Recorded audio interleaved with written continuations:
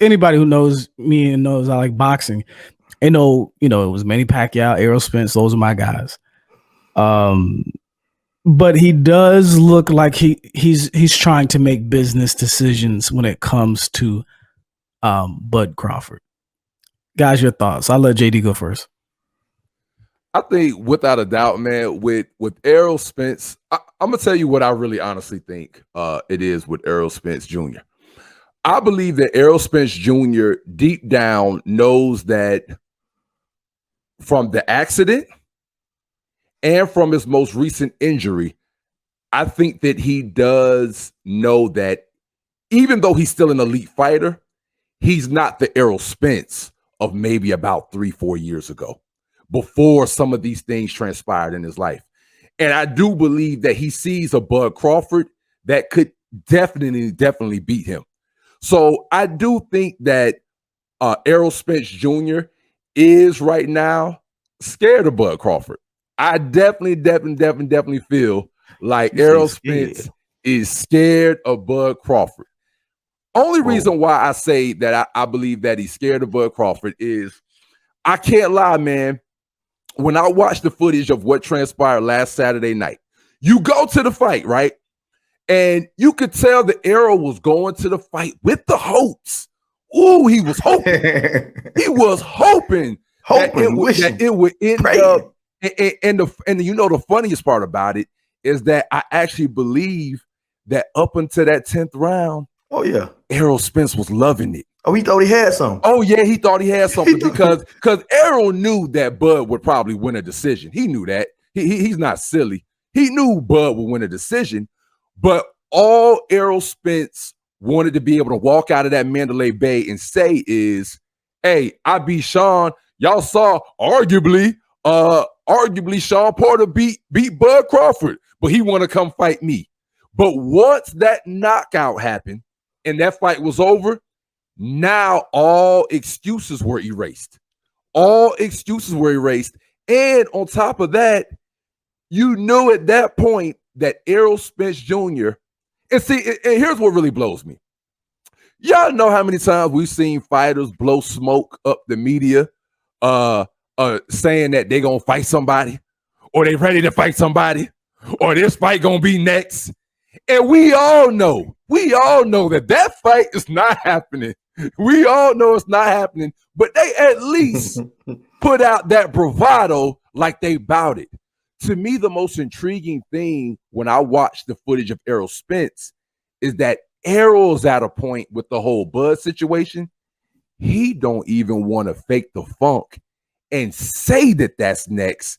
And then behind closed doors, the negotiations fall apart, which is what we typically see in boxing.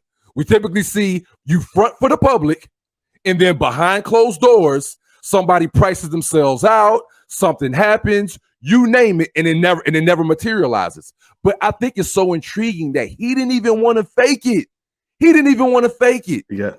Which to me blows my mind. And I'm really wondering at this point where Errol's head is at in really wanting to fight Bud. Because when you're not even willing to front, I find that very, very intriguing. And now the most intriguing thing, and I'll leave it at this and I'll throw it to you, Q, is that even Bud Crawford said, and how much of a monster he would be if he does this.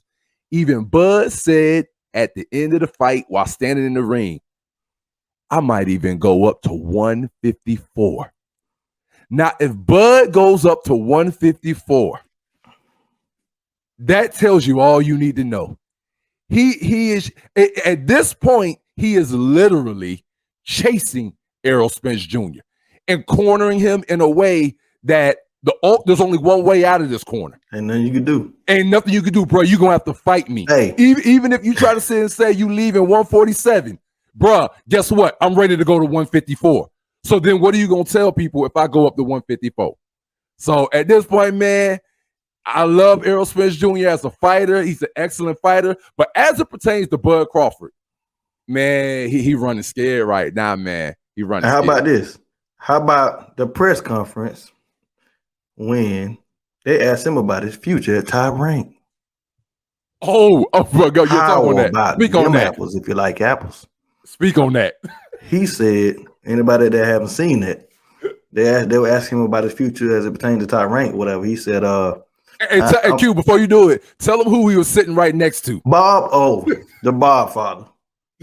None other than the Bob father, Mr. Bob Aaron himself. He said, Repside Bob Aaron, and they asked him about his future. He said, I'm pretty sure I've made up my mind already. He said, Bob couldn't get me the Errol Spence fight when I was with him. Mm-hmm. So what are you gonna do when I'm not with him? He said, right. So I pretty much made my mind up, and bruh, it's like Bob Aaron had an egg on his face, man. It was sad. I was happy because I've been waiting to see that for such a long time. But with that being said, the wrong side of the street argument is over. That's one we can't, that's dead.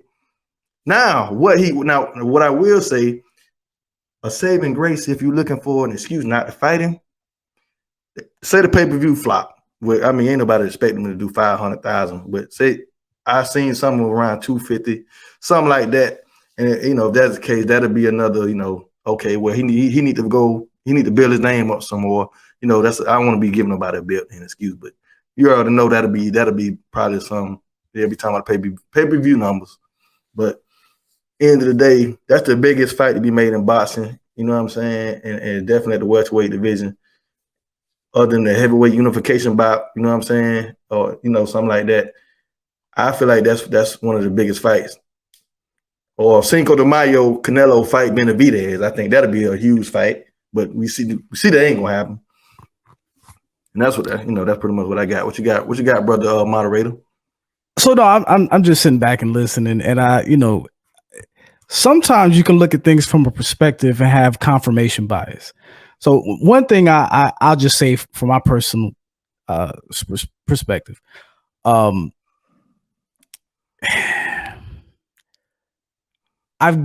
guarantee you, every fighter has been in the ring and has lost a fight. So I don't think a fighter is ever afraid of another fight. I'll never disrespect and be like, hey, you're afraid of that man. It just doesn't jive with being a fighter. But I do think that what's been true, and Q, you kind of alluded to this, is still true. But it's not worth the risk if the money's not there. Right. I said this from jump when the fight wasn't made. I'm like, look, if the money's there, they'll both be there. Right. Because when there's enough money, that loss you may think you're about to take or the difficult fight you're going to be in, and to your point, JD, about he didn't even fake the funk. Well, if you go back and listen to what Errol Spence has always said, he said he needs a name. He needs to bring more to the table. So to be that disrespectful and say he's afraid of another fighter, people make business decisions all the time. We'll see football players look at somebody and be like, yeah, I could hit him, but I want to make more money. And so when you look at a fighter and you're saying, oh, he's afraid, it's not about him being afraid. It's about the fact that, you know what? I don't want to drop my O to a guy who's going to only get me an extra 250,000 pay-per-views. I guarantee you Errol Spence will step in the ring with Canelo if they offered him, if the payday was there, and the payday would definitely be there. And at this point, I'll say as dangerous as opponent as Canelo is, Errol Spence will sign up that for a second. So I wouldn't dare for a second say he's afraid of Bud Crawford when prior to Errol Spence was rumored and it was coming from Mayweather. So we don't know how true it was, where Canelo and Spence were supposed to be the future super fight. So I would never think that a guy who's pretty much been consistent in the fact that the real reason, if you ever listen to what he's saying, the money's not there for the risk. Like with most fighters who sit back. And so the saying he's like, oh, afraid of the person. I mean, he didn't look afraid when they interacted prior to. So I don't know what would make him afraid now. I mean, he hasn't seen anything different. He knows he's a switch hitter. He can actually bang on the inside. He's a big puncher. He's been knocking people out. And so with that being said, I really think it's more so the fact of, hey, he's a bad style matchup, and I'm trying to protect the bag. I don't think as a man or as a fighter, he's afraid of another fighter. I don't think any fighter is really afraid of another fighter. I mean, you see anybody get into the ring and actually fight. So what about the one? Go ahead. What about the one fighter that walked out the damn ring before the fight started? Well, you know about F.A. Ajagba. You know what that was, right? He didn't get paid. What was it? Yeah, they was funny with the money. He didn't get paid. Oh, dude wouldn't get paid. Okay. Yeah. So when he got they got down, you're talking about the heavyweight fight against F.A. Ajagba, where the guy walked in there, they walked out. Yeah, they was real funny with the money. So when they actually told him what his split was, he's like, nah, bro. But he was flown there. They pulled a fast one on him. So he's like, I got you. And he walked out of the ring. So to that point, I don't think to sit up there and say, oh, he's afraid. My biggest thing is what I've always felt about Errol Spence is this. He knows Bud's a bad style matchup. And when it comes to, like with any fighter, it got to be worth the risk. The money got to be there. Just like with Triple G and Canelo. Canelo's not afraid of Triple G, but it ain't worth it. As